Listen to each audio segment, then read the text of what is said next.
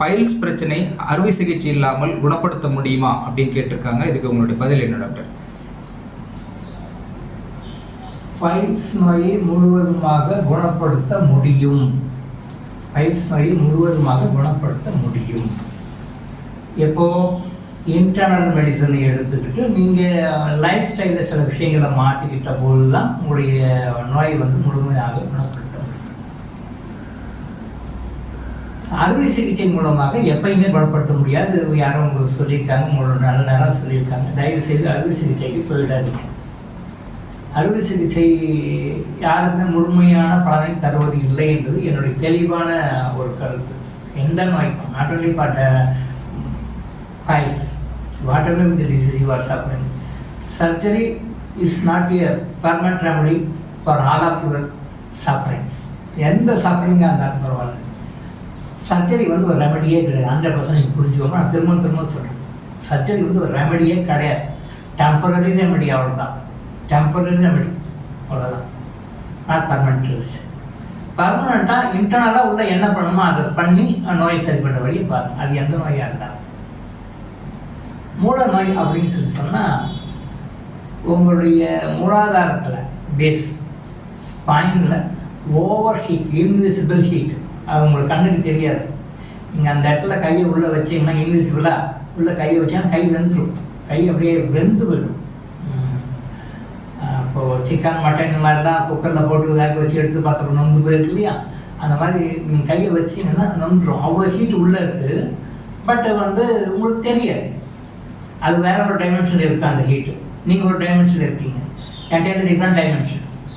அந்த ஹீட்னால உள்ளே அது மூலமாக வரும். இந்த மூலம் வருது அப்படின்னா அதுக்கு நீங்கள் என்ன பண்ணணும், அது கான்ட்ராக்ட் பண்ணணும். அப்போது எந்த காரணத்தினால அது ரொம்ப மூலம் ஓவராக அதிகமாக இருக்கும், அந்த ஹீட்டை கான்ட்ராக்ட் பண்ணிங்கன்னா ஆட்டோமேட்டிக்காக சரியாயிடும். பைல்ஸில் நிறைய வெரைட்டிஸ் இருக்குது. உள் மூலம், வெளி மூலம் அப்படின்னு சொல்லிட்டு 9 வகையான மூலங்கள் இருக்குது. 9 வகையான மூலங்கள் இருக்குது. எந்த வகையான மூலமாக இருந்தாலும் சரி, அதுக்கு இன்டர்னலாக ஒரு மூலிகை மருந்துகள்லாம் இருக்குது. அதை ஒரு நாளைக்கு 2 வேளை, நெய்யில் போட்டு அழகாக கலக்கி சாப்பிட்டுட்டு வந்தீங்கன்னா தொடர்ந்து ஒரு 2 months 3 months சாப்பிட்டீங்கன்னா சுத்தமாக அது பைல்ஸ் சரியாக போயிடும். நீங்கள் எந்த விதமான மெக்கானிக்கல் ட்ரீட்மெண்ட்டும் எதுவும் கொடுக்க வேண்டாம். சில பேர் அந்த கையில் போட்டு கட் பண்ணி இழுத்து பண்ணுறது, இது மாதிரி நிறைய வன்மையான மருத்துவ முறைகள்லாம் கூட இருக்குது. கையில் போட்டு இழுக்கிறது, கட் பண்ணுறது, அந்த மாதிரிலாம் இருக்குது. பட் அங்கே கையே வைக்க வேண்டாம். Water may be the symptom. எதுவாக இருந்தாலும் நீங்கள் தொடர்ந்து ஒரு 2 மண்டலமோ 3 மண்டலமோ சம்மந்தப்பட்ட மூலிகை மருந்து நெய்யில் ஒரு நாளைக்கு 2 வேளை போட்டு அழகாக கலக்கி சாப்பிட்டு வந்தீங்கன்னா எப்பேற்பட்ட மூலமும் வெளில வந்தால் கூட அப்படியே சுருங்கி உள்ளே இருக்கு. மூலம் வெளில இருக்கிறது உள்ள சரியாகப்படும். 9 வகையான மூலங்களும் சரியாகப்படும் விதவுட் சர்ஜரி. பட் இதுக்கு நீங்கள் என்ன பண்ணணும், இன்டர்னலாக உள்ள அந்த மெடிசனை எடுக்கணும். உங்கள் லைஃப் ஸ்டைல் சில விஷயத்துக்கு மாற்றிக்கணும். காரத்தை கொஞ்சம் குறைச்சிக்கணும். முடிஞ்சால் நான்வெஜ் அவாய்ட் பண்ணிங்கன்னா பெஸ்ட்டு. சிக்கன் அவாய்ட் பண்ணால் இன்னும் பெஸ்ட்டு. சீக்கிரம் நல்லாயிருக்கும். சிக்கன் அவாய்ட் பண்ணிங்கன்னா, பொதுவாக நான்வெஜ் அவாய்ட் பண்ணிங்கன்னா பெஸ்ட். அப்படி நான்வெஜ் விட மாட்டேன் சார், நான் சாப்பிடுவேன் அப்படின்னா அது சிக்கனையாவது விட்டுடுங்க. டெம்பரரியாக நல்லா இருக்கிற வரைக்கும் சிக்கனை விட்டுட்டிங்கன்னா குயிக்காக நல்லாயிடும். எப்படி பைல்ஸ் வந்ததோ அப்படியே சரியாயிடும். இது இல்லாமல் நீங்கள் லைஃப் ஸ்டைலில் சில சேஞ்சஸ் எல்லாம் பண்ணணும். நைட்டில் சீக்கிரம் படுக்கணும், காலையில் சீக்கிரம் எழுதணும், டே டைமில் தூங்க வேண்டாம். இந்த மாதிரி சில ஈஸிலி ஃபாலோவபிள் டிப்ஸ் தான். ரொம்ப கடுமையான கஷ்டமான அந்த ஈஸிலி ஃபாலோவபிள் டிப்ஸ். இந்த டிப்ஸை கொஞ்சம் அப்படியே லைஃப்பில் ஃபாலோ பண்ணிட்டு வந்தீங்க அப்படின்னு சொல்லி சொன்னால் பைல்ஸ் சுத்தமாக சரியாயிடும். அது சுலபமாக குணப்படுத்தக்கூடிய ஒரு வியாதி தான். இதை விட்டுட்டிங்கன்னா தான் அது உள்ளே அப்படியே வேறு பிரச்சனையாக போயிட்டு பைல்ஸ் பிஸ்டலாக மாதிரி அது ரொம்ப கொடுமை.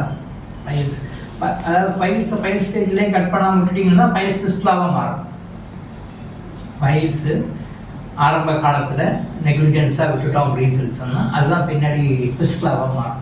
அது இதை விட பைல்ஸோட ரொம்ப கொடுமையான விஷயம். ஸோ பைல்ஸும் சரி, பிஸ்டலாவும் சரி, நீங்கள் வாழ்க்கை முறையில் சில மாற்றங்கள், மன ரீதியாக சில மாற்றங்கள், உணவு முறையில் சில மாற்றங்கள், இதெல்லாம் பண்ணீங்க அப்படின்னு சொல்லி சொன்னால் கண்டிப்பாக உங்களுடைய நோய் முழுவதுமாக குணமாகும். மூல நோய் முழுக்க 100% சரி பண்ணிக்கலாம் with internal medicine only. No need to go for any surgery. சரிங்களா? இதை மட்டும் நீங்கள் ஃபாலோ பண்ணினாலும் இப்போ நோய் சரியாகணும். பட் இயற்கையான மூலிகை மருந்துகள் மூலமாக குணப்படுத்துறது நல்லது. பையன்ஸில் வந்து ஆலோபதிக் மெடிசன்ஸு சில க்யூர் ஆகுது. பட் க்யூர் ஆன பிறகு திருப்பி கொஞ்ச நாள் கை திருப்பும் வாழ்ந்துது, திருப்பவும் அதே மாதிரி ப்ராப்ளம் வரும். பட் நீங்கள் ஒன்ஸ் இந்த ஹெர்பல் மெடிசன்ஸில் போயிட்டு காட் கிவன் ஹெர்பல் மெடிசன்ஸ், இந்த மெடிசன்ஸை நீங்கள் ரெகுலராக தொடர்ந்து கண்டிப்பாக எடுக்கும் பொழுது முழுமையாக 100% சரியாகப்படும். ஆனால் ஒரு நாள் 2 நாள் தொடர்ந்து ஒரு 2 மாதம் 1 மாதம் தொடர்ந்து எடுக்கணும்.